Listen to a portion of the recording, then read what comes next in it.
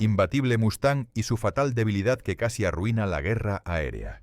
Europa ardía bajo las botas del ejército alemán cuando ocurrió lo impensable. En apenas unos días, la Luftwaffe dominaba los cielos y arrasaba todo a su paso. Gran Bretaña, aislada y sin suficientes aviones modernos, comprendió que la tormenta que se aproximaba podía acabar con ella.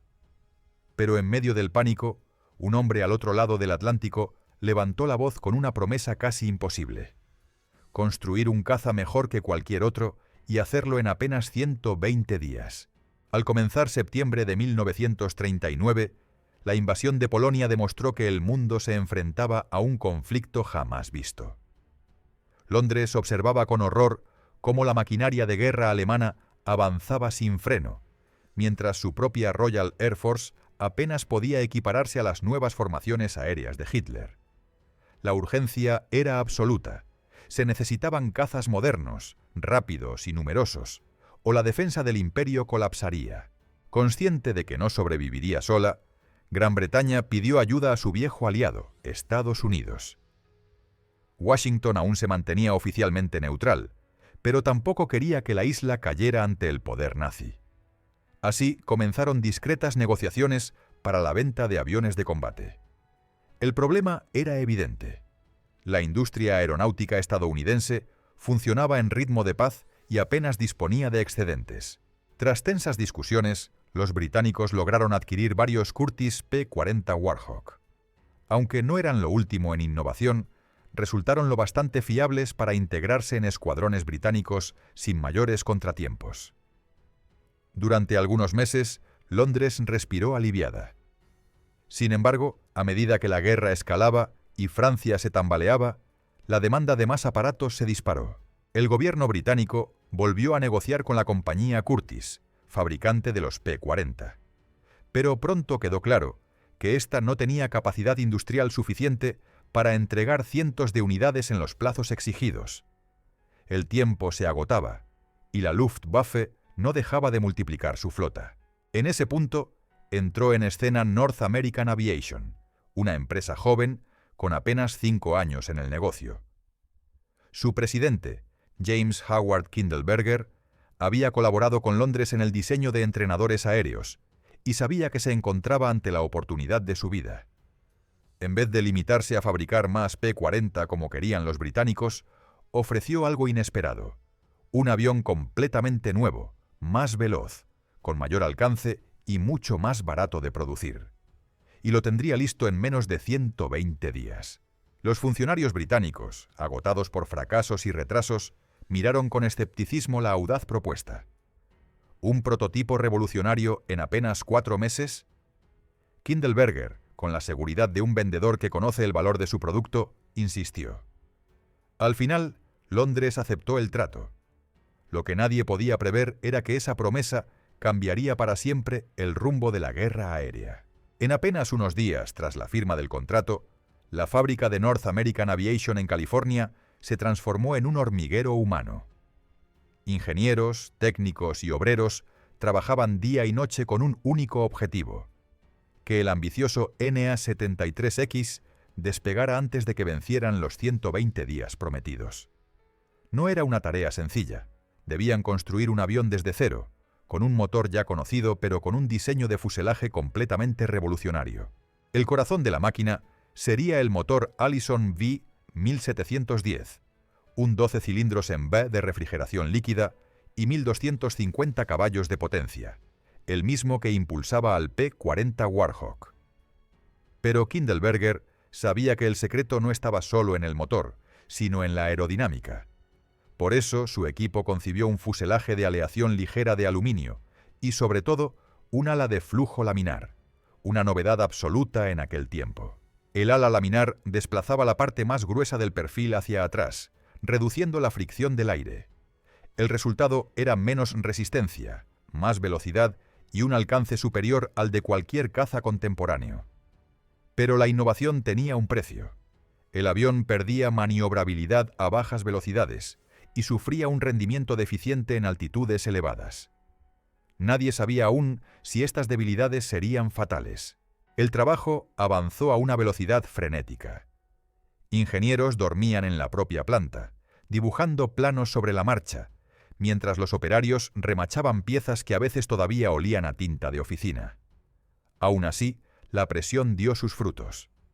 En diciembre de 1940, 3 días antes de cumplirse el plazo, el prototipo estaba listo.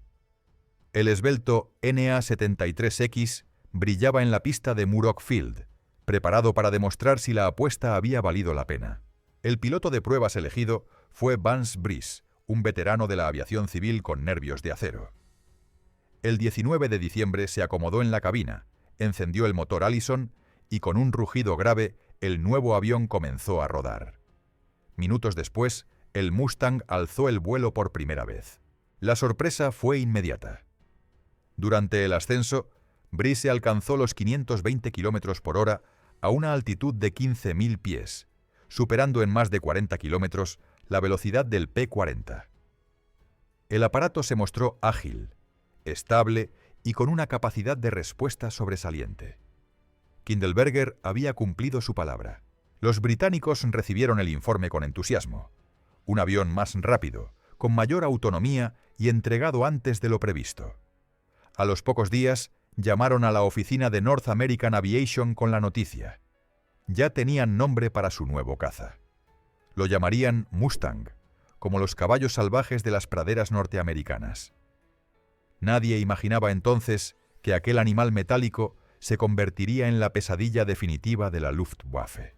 Mientras Londres celebraba su nueva joya aérea, en Washington la reacción fue muy distinta. El Cuerpo Aéreo del Ejército de los Estados Unidos recibió 2 unidades para evaluación, designadas oficialmente como P-51. Los técnicos reconocieron de inmediato que el aparato tenía potencial, pero se toparon con un defecto que para ellos era inaceptable: el rendimiento en gran altitud. Por encima de los 17.000 pies, el motor Allison se mostraba torpe, sin potencia suficiente para enfrentarse a los cazas alemanes que operaban cómodamente a esas alturas. Sin un sobrealimentador eficaz, el Mustang parecía condenado a ser un proyecto prometedor, pero inútil para las exigencias del frente europeo. Los oficiales concluyeron que el avión no servía como caza de superioridad aérea. Sin embargo, el diseño era tan sólido y prometía tanta versatilidad que el ejército decidió buscarle otro papel. En abril de 1942 se ordenó la producción de 500 unidades modificadas para bombardeo en picado. Nacía así el A-36 Apache, también apodado Invader. Sobre el papel, la idea parecía sensata: aprovechar la velocidad y robustez del fuselaje Mustang para convertirlo en un cazabombardero capaz de hostigar posiciones enemigas. En la práctica, los Apache pronto revelaron una debilidad peligrosa. Durante la picada, el avión alcanzaba gran velocidad y descargaba sus bombas con eficacia, pero al salir de la maniobra perdía ímpetu y quedaba expuesto. Ese instante de vulnerabilidad coincidía con el mayor talón de Aquiles del diseño: el sistema de refrigeración. Un solo proyectil en el radiador bastaba para destruir el aparato. Los cazas enemigos lo sabían y los artilleros antiaéreos pronto aprendieron a esperar ese momento crítico. La frustración se extendió entre los mandos estadounidenses. Se suponía que el Mustang iba a ser la nueva promesa, pero en cambio parecía limitado a un rol secundario, casi de emergencia. Muchos empezaron a ver el proyecto como un costoso error. Aún así, los pilotos que volaban el A-36 tenían una opinión diferente. Lo consideraban un avión dócil, con buena respuesta en maniobras bajas y medianas, y capaz de cumplir su papel si se evitaban los escenarios más peligrosos. Entre los combatientes empezó a circular una idea. Quizás el Mustang no era malo, simplemente necesitaba algo que todavía no tenía. Y esa intuición acabaría cambiando su destino. Mientras en Europa los Mustang apenas lograban convencer a los mandos, en el frente asiático la historia tomó un giro inesperado. En 1943, las tropas estadounidenses se adentraron en Birmania, un territorio hostil de selvas interminables, lluvias torrenciales y montañas casi infranqueables.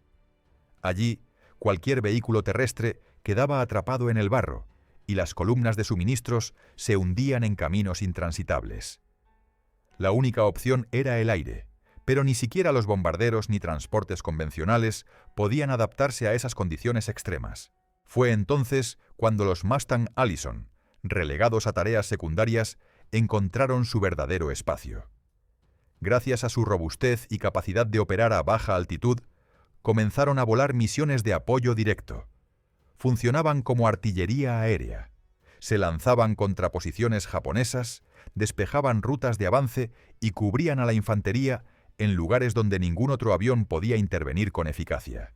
En esas selvas, el defecto de altitud del Allison carecía de importancia. Lo que contaba era la agilidad a media y baja altura, y ahí el Mustang brillaba. Su velocidad le permitía escapar de emboscadas. Su precisión hacía posible destruir objetivos ocultos entre la espesura, y su autonomía lo convertía en un recurso constante para las tropas de tierra. Los informes de pilotos describían al Mustang como un compañero leal y fácil de manejar. Decían que respondía de manera inmediata a los mandos, que podía aterrizar en pistas improvisadas y que rara vez dejaba tirado a su tripulación. En un entorno donde cada fallo podía costar la vida, esa fiabilidad era oro puro. Aunque en Washington se seguía considerando un avión de segunda fila, en el sudeste asiático la reputación del Mustang comenzó a crecer. Los soldados en tierra lo aplaudían cuando aparecía en el cielo, pues sabían que su presencia significaba apoyo inmediato contra las trincheras japonesas. De este modo, un avión nacido como sustituto improvisado de un P-40 y transformado en bombardeo de emergencia, se convertía en el salvavidas de cientos de soldados. Y fue en medio de esa campaña, entre barro y selvas tropicales, cuando alguien lanzó la idea que cambiaría su destino para siempre. ¿Y si al Mustang se le colocaba un motor mejor, uno capaz de hacerlo brillar también en las alturas? La sugerencia surgió primero en boca de los británicos. Ellos, que ya habían probado al Mustang en operaciones de baja cota, comprendieron su potencial oculto. El avión tenía líneas perfectas, alas revolucionarias y un fuselaje robusto. Lo único que le faltaba era un corazón más poderoso. Y ese corazón estaba a su alcance. El motor Rolls-Royce Merlin, el mismo que rugía en los cazas Spitfire y Hurricane. La propuesta resultaba lógica. El Merlin era también un 12 cilindros en B, pero su relación peso-potencia era superior, y sobre todo contaba con un sobrealimentador capaz de mantener un rendimiento sobresaliente a gran altitud. Instalado en el Mustang, podía resolver la debilidad que lo condenaba a tareas secundarias. Las negociaciones comenzaron de inmediato. Para simplificar la producción, la empresa automovilística Packard aceptó fabricar bajo licencia una versión adaptada del Merlin en Estados Unidos. North American Aviation se puso a trabajar con rapidez para rediseñar el avión. Las modificaciones no se limitaron al motor. Se instalaron 4 palas en la hélice en lugar de 3, se reforzó el fuselaje para soportar la nueva potencia y se rediseñó el radiador para hacerlo menos vulnerable al fuego enemigo. El armamento también recibió atención. Los cañones de 30 milímetros de la versión inicial fueron sustituidos por ametralladoras Browning calibre 50, mucho más fiables y fáciles de mantener en combate.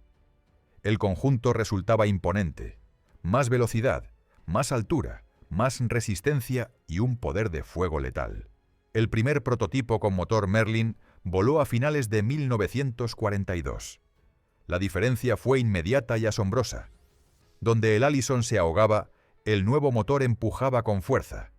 Donde antes el Mustang temblaba en la estratosfera, ahora se deslizaba con elegancia y potencia. Los ingenieros lo sabían y los pilotos lo confirmaban. Había nacido un verdadero caza de superioridad aérea. Los británicos, que habían sembrado la idea, fueron los primeros en celebrar la transformación. Para ellos no quedaba duda. El Mustang equipado con Merlin era el arma perfecta para enfrentarse a la Luftwaffe en su propio terreno. Y muy pronto el ejército estadounidense tendría que reconocer lo mismo. Cuando en noviembre de 1942 salió de la línea el primer Mustang con motor Packard Merlin, los números hablaron por sí solos. La nueva versión, designada P-51B, volaba 30 km por hora más rápido que su antecesor, y lo hacía a una altitud de 9.000 metros, donde antes el avión se volvía inútil.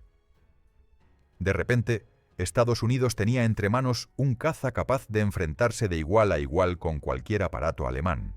Pero la velocidad no era su único secreto. Con un depósito de 425 galones y un consumo mucho menor que otros cazas, el P-51B podía recorrer más de 1.700 kilómetros sin repostar.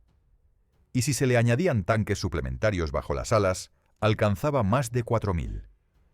Esa autonomía era inédita en la guerra. Por primera vez, los bombarderos B-17 y B-24 podían ser escoltados en toda su ruta hasta Berlín y de regreso. El impacto fue inmediato. Durante años, los bombarderos aliados habían sido masacrados por la Luftwaffe en el corazón de Alemania.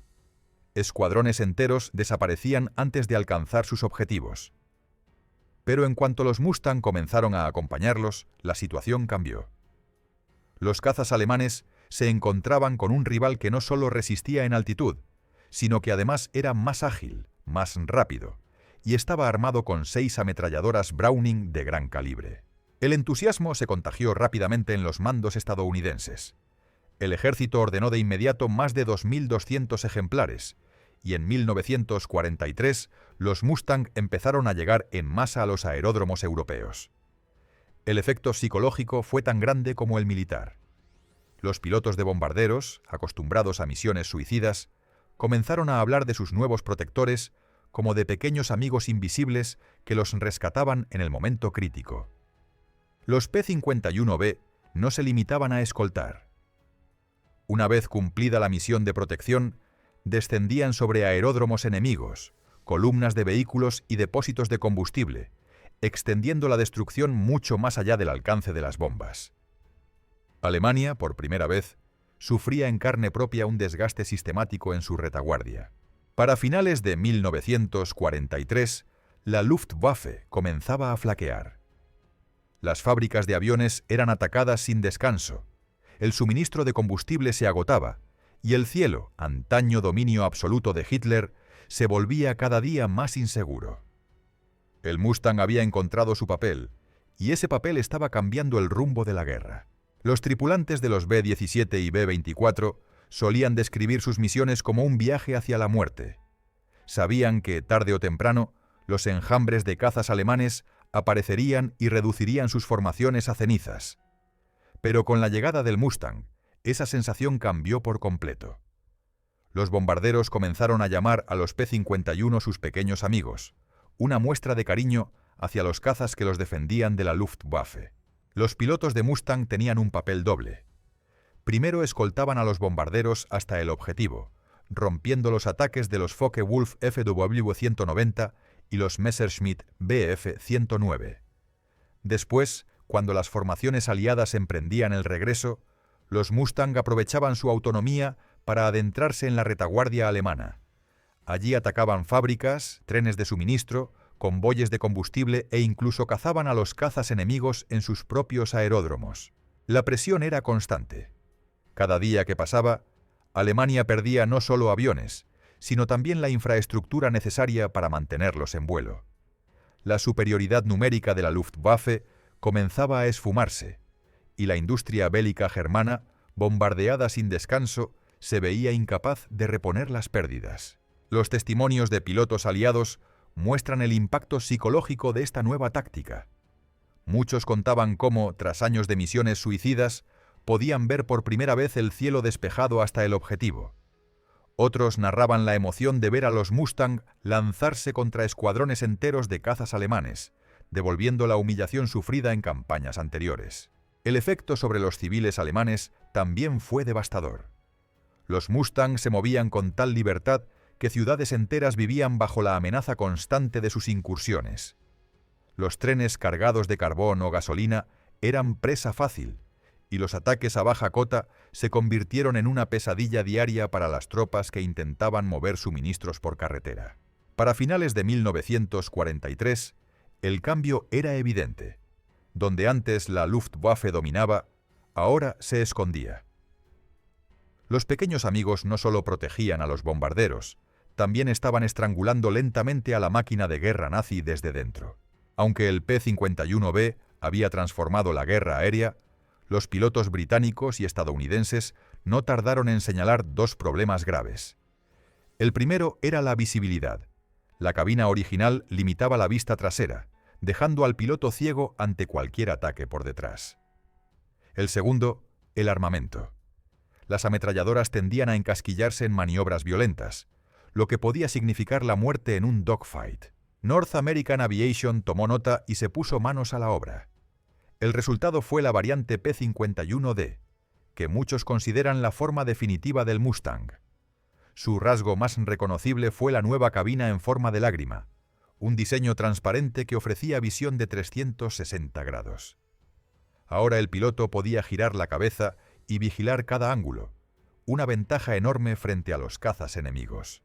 El cambio estructural de la cabina afectó a la estabilidad, y por eso se añadió una aleta dorsal en la cola que reforzaba el control en maniobras bruscas. Además, las alas fueron rediseñadas para alojar 6 ametralladoras Browning calibre 50, 3 en cada ala. Con esto se eliminó el problema de los encasquillamientos y se multiplicó la potencia de fuego, convirtiendo al Mustang en un auténtico depredador del aire. La producción del P-51D alcanzó cifras colosales. Más de 8.000 unidades solo en 1944. Los cielos de Europa comenzaron a poblarse de cazas con cabina transparente, reconocibles a distancia y temidos por cualquier piloto alemán. El momento culminante llegó el 4 de marzo de 1944. Ese día, una gran formación de bombarderos B-17 emprendió el vuelo hacia Berlín, un trayecto de más de 1.700 kilómetros. Por primera vez, los Mustang D los acompañaron durante todo el trayecto, defendiendo la formación hasta el corazón del Reich y de regreso a Inglaterra. Para Hitler fue un golpe simbólico y estratégico. Ya no existía refugio aéreo en la capital alemana.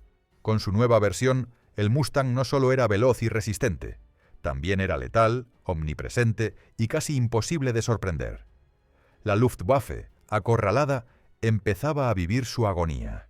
Para cuando el P-51D surcaba los cielos de Europa en oleadas, la Luftwaffe estaba en retirada. Sin embargo, Berlín aún confiaba en un golpe de efecto. Ingenieros alemanes trabajaban a contrarreloj en cazas revolucionarios. El Messerschmitt, M-262 a reacción y el cohete M-163 Comet. Su velocidad superaba en más de 150 km por hora a cualquier avión de hélice. Para muchos parecían armas capaces de revertir el curso de la guerra. Y en efecto, las primeras apariciones de los M-262 fueron impactantes. Los bombarderos aliados quedaban indefensos ante esas sombras fugaces que los atravesaban en segundos. Pero los Mustang, lejos de amedrentarse, supieron adaptarse. Aprovechaban los momentos más vulnerables, despegues y aterrizajes. Allí donde el reactor era lento y torpe, los cazas estadounidenses se abalanzaban en enjambres, derribando a los flamantes prototipos antes de que pudieran demostrar todo su potencial. El número también jugaba a favor de los aliados. Por cada jet alemán había decenas de Mustang patrullando el cielo. Alemania carecía de combustible y pilotos entrenados. Sus modernas creaciones eran joyas aisladas en un océano dominado por el enemigo. Las estadísticas lo confirmaban. Los Mustang volaron más de 213.000 misiones durante la guerra, reclamando 5.000 derribos en combate aéreo y destruyendo otros 4.000 aparatos en tierra. A cambio, apenas 2.500 pérdidas por todas las causas. Ningún otro caza aliado tuvo un balance tan demoledor. Incluso en la cúpula nazi se reconocía la derrota. Hermann Göring, mariscal de la Luftwaffe, confesó con amargura: «El día que vi Mustangs sobre Berlín, supe que todo estaba perdido». La frase resumía la impotencia alemana. Ni jets, ni cohetes, ni armas milagrosas podían recuperar el cielo arrebatado por aquel caballo metálico venido de América. El Reich se quedaba sin opciones. La guerra en tierra aún se prolongaba, pero en el aire el desenlace estaba sellado. En los últimos meses de 1944 y los primeros de 1945, el dominio del Mustang era absoluto. Las formaciones de P-51D acompañaban a los bombarderos en cada incursión, atravesando sin oposición los cielos que antes habían sido fortalezas inexpugnables de la Luftwaffe. Alemania, exhausta y sin combustible, apenas lograba enviar a un puñado de cazas al aire, muchos pilotados por jóvenes inexpertos lanzados al sacrificio. Los Mustang, en cambio, estaban en todas partes. Patrullaban los corredores aéreos, acosaban a los transportes enemigos, destruían depósitos de combustible y atacaban trenes de suministros. En cada misión combinaban la protección de bombarderos con la ofensiva directa, una doble función que aceleraba el colapso del aparato militar nazi. En marzo de 1945, cuando las tropas aliadas cruzaron el Rin, los Mustang volaban tan al interior del Reich que las ciudades ya no tenían defensa alguna. Escuadrones completos de cazas alemanes eran sorprendidos en tierra, calcinados en sus propios aeródromos antes siquiera de despegar. El contraste era brutal. Mientras los aliados fabricaban miles de Mustangs al mes, Alemania apenas podía mantener en vuelo sus escasos prototipos de reacción. El Reich había perdido el cielo, y con él la capacidad de resistir los golpes que llovían sobre sus fábricas, sus vías férreas y su capital. Para abril, cuando Berlín estaba cercado por el Ejército Rojo, los Mustang todavía rugían sobre la ciudad, escoltando las oleadas finales de bombarderos que reducían a cenizas los últimos vestigios de resistencia. No hubo tregua. Hasta el final, los pequeños amigos siguieron cumpliendo su misión, asegurando que ningún bombardero quedara desprotegido y que ningún avión alemán pudiera disputarles el dominio del aire. Así terminó la historia del Mustang en la Segunda Guerra Mundial. No con un adiós solemne, sino con un rugido incesante de motores sobre un Reich en ruinas.